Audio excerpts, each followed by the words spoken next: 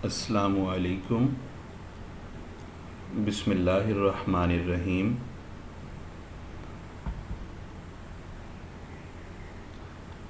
आज हमारा लेक्चर है फास्फोरस एंड इट्स कंपाउंड्स।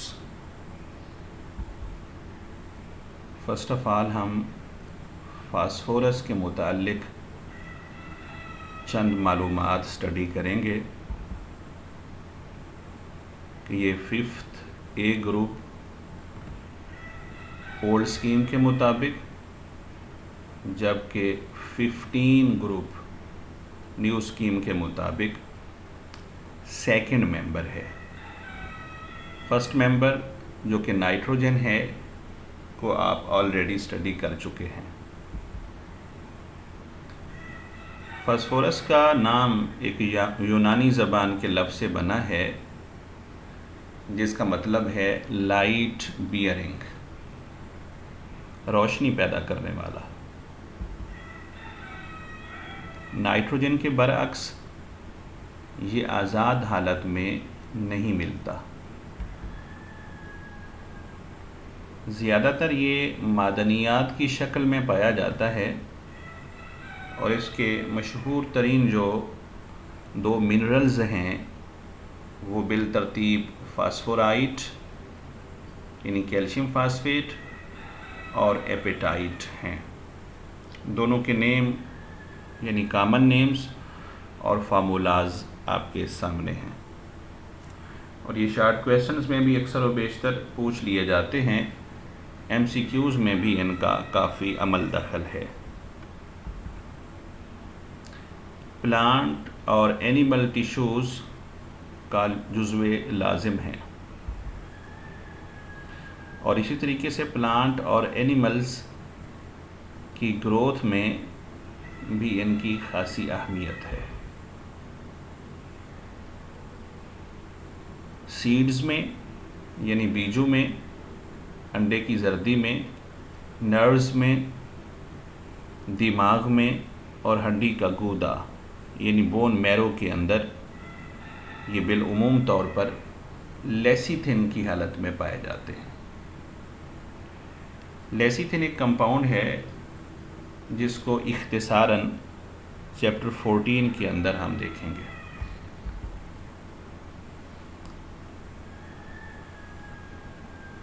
किसी डेड एनिमल की बोन को अगर जला के उसकी राख बना ली जाए तो उसका 80% हिस्सा कैल्शियम फास्फेट यानी फास्फोराइट पर मुश्तमिल होता है। ये 80% हिस्सा रेड पोर्शन से थोड़ा नीचे हो गया है। MCQs के लिए ये खासा अहम है। पिक्चर के अंदर इसकी लाइट बियरिंग प्रॉपर्टी शो की गई है। ये दरअसल रात के वक्त अगर मॉइस्चर इसको अप्रोच करे या ऑक्सीजन इसके साथ टच करे तो due to the oxidation it gives appearing property या light bearing property.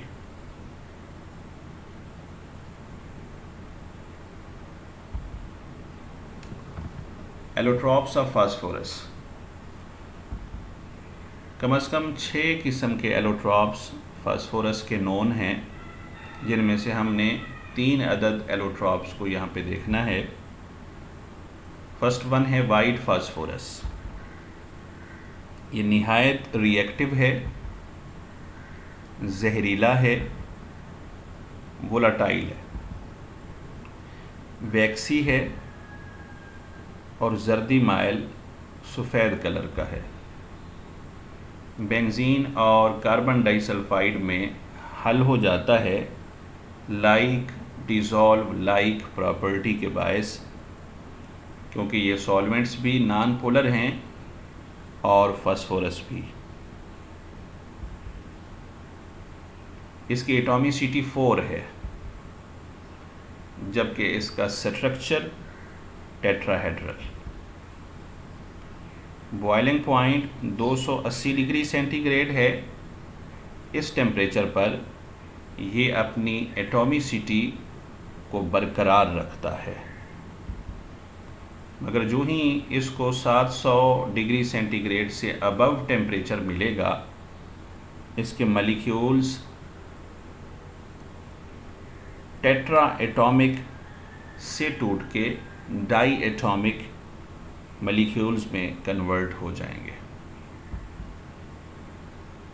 Tetra हेड्रल structure आपके सामने है। रेड फास्फोरस वाइट फास्फोरस के मुकाबले में ये लेस रिएक्टिव है, और इसी तरीके से वाइट फास्फोरस की बनिस्बत ये जहरीला भी कम है। मैक्रो मॉलिक्यूल्स की शक्ल में पाया जाता है, यानी इसके मॉलिक्यूल्स बड़े होते हैं और सैकड़ों हज़ारों एटम्स पर मुश्तमिल होते हैं। मैक्रो मॉलिक्यूल्स की डिटेल चैप्टर नंबर 14 में आएगी। कैसे प्रिपेयर किया जाता है? वाइट फास्फोरस को अगर हम आयोडीन या सल्फ़र की मौजूदगी में वैक्यूम कंडीशन पर 250 डिग्री सेंटीग्रेड टेम्परेचर पे हीट करें तो रेड फास्फोरस बनता है। वाइट फास्फोरस के छोटे छोटे टेट्रा एटॉमिक मॉलिक्यूल्स एक पॉलीमर बना लेते हैं।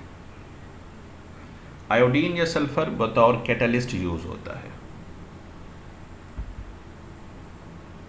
और रेड फास्फोरस की पॉलीमेरिक डायग्राम आपके सामने है। ऐसे यूनिट्स एक दूसरे के साथ कनेक्ट होते जाएंगे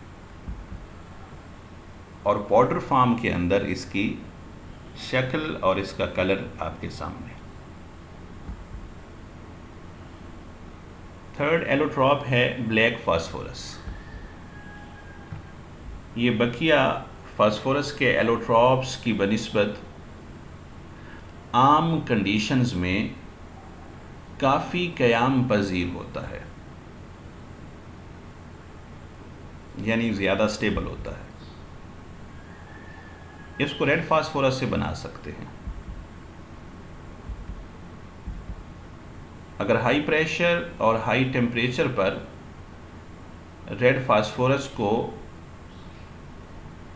हीट किया जाए, हाई प्रेशर पर हीट किया जाए, हाई टेम्परेचर प्रोवाइड करते हुए, तो रेड फास्फोरस ब्लैक फास्फोरस में कन्वर्ट हो जाएगा। मॉडल आपके गोशगुजार कर दिया गया।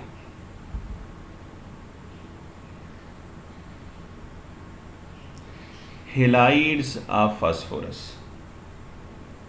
हमने हेलाइड्स में से जस्ट क्लोराइड्स स्टडी करने हैं, और क्लोराइड्स में से इसके दो क्लोराइड्स बनते हैं, फास्फोरस ट्राईहेलाइड एंड फास्फोरस पेंटाहेलाइड, जिनको आज हम देखेंगे। हेलाइड से आपके माइंड में एक बात आ गई होगी, जिसको चैप्टर नंबर 1 में सेकेंड ईयर और चैप्टर नंबर 4 फर्स्ट ईयर में आप बाइनरी कंपाउंड्स का नाम दे चुके हैं। फास्फोरस के हेलाइड्स, यानी एक तो फास्फोरस होगा, जबकि इसके साथ दूसरा एलिमेंट हैलोजन होगा।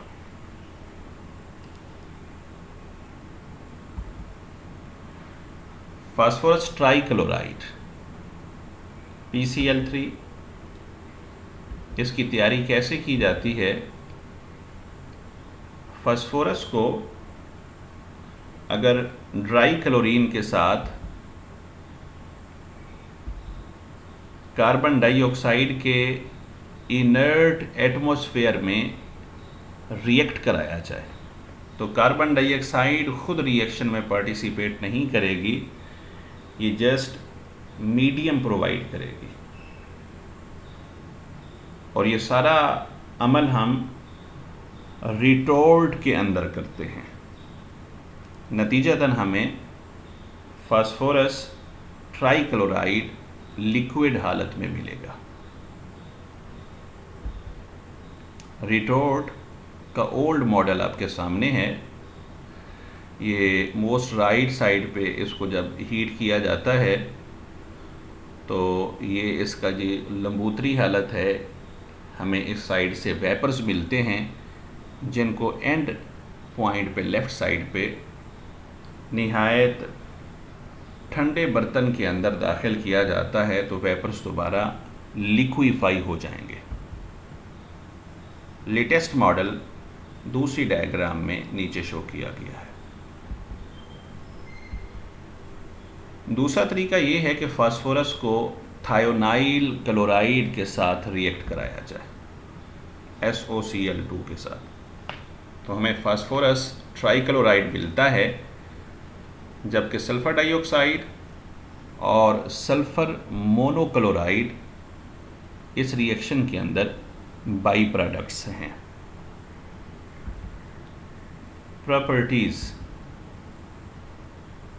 फास्फोरस ट्राइक्लोराइड एक लिक्विड है, कलरलेस है और फ्यूमिंग लिक्विड है। इसके बुखारात फ्यूम्स बनते रहते हैं।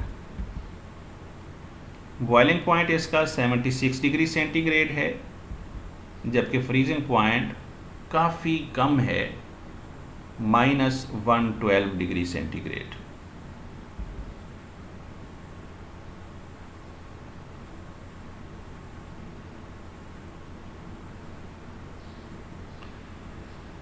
रिएक्शंस, हमने 4 अदद रिएक्शंस यहाँ पे स्टडी करने हैं PCl3 के 1 by 1। जो फर्स्ट रिएक्शन है, इस पे फास्फोरस ट्राइक्लोराइड जो कि लिक्विड है, इसको क्लोरीन के साथ मिलाते हैं, नतीजतन हमें फास्फोरस पेंटाक्लोराइड मिलता है जो कि एक सॉलिड है। सेकंड में फास्फोरस ट्राइक्लोराइड को ऑक्सीजन के साथ अगर मिलाया जाए, यानी हवा के साथ मिलाएं, हवा में रख दें, तो हवा की ऑक्सीजन इसके साथ ऑटोमेटिकली रिएक्ट करती रहेगी और इसको POCl3 फास्फोरस ऑक्सीक्लोराइड में बदल देगी। थर्ड रिएक्शन, ऑर्गेनिक सॉल्वेंट्स के अंदर तो ये हल होता है, मगर पानी के साथ ये फ़ौरन से रिएक्ट कर जाएगा और फास्फोरस एसिड बनाएगा। रिएक्शन आपके सामने है। और फोर्थ रिएक्शन में हम 2 इक्वेशन स्टडी कर रहे हैं, अल्कोहल के साथ रिएक्ट कराएं या कार्बोक्सिलिक एसिड के साथ रिएक्ट कराएं, तो इन दोनों के बिल तरतीब क्लोरो डेरिवेटिव्स बनाता है और दूसरा प्रोडक्ट फास्फोरस एसिड होता है। रिएक्शन नंबर 3 और 4 को याद रखने का एक आसान मेथड आपको बता दूं कि जब भी आप पानी के साथ या अल्कोहल या कार्बोक्सिलिक एसिड के साथ फास्फोरस ट्राइक्लोराइड को रिएक्ट कराएंगे, तो सबसे पहले आप फास्फोरस एसिड बना लें, H3PO3। इसके बाद दूसरा जो कुछ बच जाएगा दोनों रिएक्टेंट्स में से, उनको मिला के सेकेंड प्रोडक्ट ऑटोमेटिकली वजूद में आ जाएगा। तो फर्स्ट रिएक्शन में, यानी इन 2 को जो हम स्टडी कर रहे हैं, फर्स्ट से मुराद थर्ड है, इसमें वाटर के 3 हाइड्रोजन और फास्फोरस ट्राइक्लोराइड के 3 क्लोरीन बच जाते हैं H3PO3 बनाने के बाद, और वो मिलके HCl बनाते हैं। ब्लू कलर से या स्काई ब्लू कलर से शो कर दिया गया है इसके उस हिस्से को जो क्लोरीन के साथ मिलता है। फास्फोरस को और अल्कोहल और कार्बोक्सिलिक एसिड्स के OH ग्रुप को, हाइड्रोक्सिल पार्ट को, इनको P के साथ मिलाना है, PCl3 के फास्फोरस के साथ। चूँकि H3PO3 में 3 हाइड्रोजन और 3 ऑक्सीजन होते हैं, लिहाजा अल्कोहल और कार्बोक्सिलिक एसिड के कोफिशिएंट 3 लगाए गए, तो फास्फोरस एसिड मिलेगा। बकिया हमें बिल तरतीब यहाँ पर मिथाइल क्लोराइड और एसिटाइल क्लोराइड मिल रहा है मिथाइल अल्कोहल और एसिटिक एसिड के रिएक्शन के नतीजे में। फास्फोरस पेंटाक्लोराइड, ये इक्वेशन है आपके पास PCl3, इसको कर लेंगे, गलती से 5 लिखी गई है, PCl3 + Cl2 gives us PCl5। दूसरा है फास्फोरस और क्लोरीन को मिलाएं, तो इसको क्लोरीन वाफिर मिकदार में प्रोवाइड करें, बहुत ज़्यादा प्रोवाइड करें, और इसमें मीडियम आप कार्बन डाइसल्फाइड देंगे CS2। इस मीडियम की मौजूदगी में PCl5 बन जाएगा। प्रॉपर्टीज़, ये क्रिस्टलाइन सॉलिड है और येलोइश वाइट फॉर्म में वजूद में आता है। 100 डिग्री सेंटीग्रेड पे सब्लिमेट हो जाता है। हवा अगर नमी वाली हो तो इसके साथ मिलकर ये फ्यूम्स बनाता है जो इरिटेटिंग स्मेल के हामिल होते हैं, बड़े चुभने वाले। रिएक्शंस,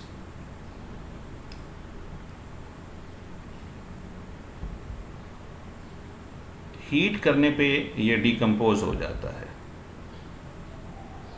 फास्फोरस ट्राइक्लोराइड में और क्लोरीन गैस में। सेकेंड रिएक्शन, पानी के साथ अगर इसको मिक्स कर दिया जाए तो ये बनाता है फास्फोरस ऑक्सीक्लोराइड और हाइड्रोक्लोरिक एसिड। मगर फास्फोरस ऑक्सीक्लोराइड पानी के साथ मज़ीद रिएक्ट भी कर सकता है, यानी अगर हमने पानी वाफिर मिकदार में एक्सेस फॉर्म में प्रोवाइड किया तो 1:1 के साथ तो ये फर्स्ट रिएक्शन में रिएक्ट कर जाएगा और बकिया पानी के साथ POCl3 रिएक्ट करेगा जो प्रोडक्ट बन रहा है, और ये बनाएगा phosphoric acid plus hydrochloric acid. ये दोनों रिएक्शंस हमें बता रहे हैं कि फाइनल प्रोडक्ट जो होगा उसमें फास्फोरस ऑक्सीक्लोराइड शामिल नहीं है। ये इंटरमीडिएट था, चैप्टर 11 फर्स्ट ईयर में आप पढ़ चुके हो। बाज़ औक़ात इंटरमीडिएट प्रोडक्ट्स भी बनते हैं। ये बने फर्स्ट रिएक्शन में, और सेकंड रिएक्शन में ये खुद रिएक्टेंट थे, यूज़ हो गए। इन दोनों को ऐड कर लें तो दोनों तरफ POCl3 एक दूसरे से कट जाएंगे, बाकी 1 मोल फास्फोरस पेंटाक्लोराइड, 4 मोल वाटर, और प्रोडक्ट्स में 1 मोल फास्फोरिक एसिड और 5 मोल हाइड्रोक्लोरिक एसिड के बनते हैं।